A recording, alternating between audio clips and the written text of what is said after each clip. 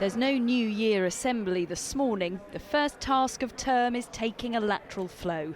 Government guidance, published only on Sunday, asked all secondary schools in England to provide one on-site test for pupils before lessons. So it's all hands on deck. When did you find out you were doing this? About an hour ago. I was sat in the staff room, the head teacher came in, we need help, so I'm all here now.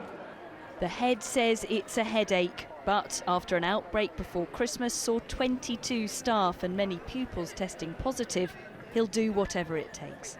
We plan to test 925 kids by lunchtime to get as many kids back into the classroom as we can. Touch wood, there's very few kids that are proving positive at the moment. They will be sent home and asked to have PCR tests, but my priority, along with lots of other head teachers I'm sure, is to keep these children in school. All secondary pupils in England will be asked to test twice a week at home. Face masks are to be worn in classrooms as well as communal areas until at least January the 26th. I don't mind doing it at all. I think it's better to keep everyone in the school safe. Sometimes you have to stand up and raise your voice through the mask to let your voice be heard, but it's a necessary course of action. There's no new guidance for primaries, and school leaders are warning some disruption is inevitable in the weeks to come.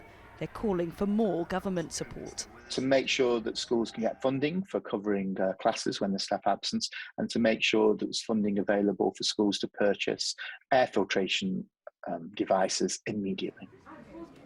The government has promised to provide 7,000 air cleaning units, but it's only enough for those classrooms with the poorest ventilation.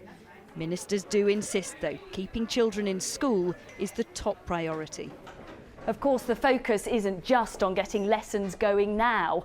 After 2 years of GCSE and A-level exams being cancelled, most school leaders are already considering alternative arrangements for mocks in January and even in the summer.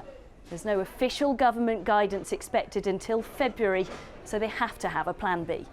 Here, they're sitting school exams as normal for now, trying to keep things moving, but it's a testing time ahead for all. Tessa Chapman, 5 News, South London.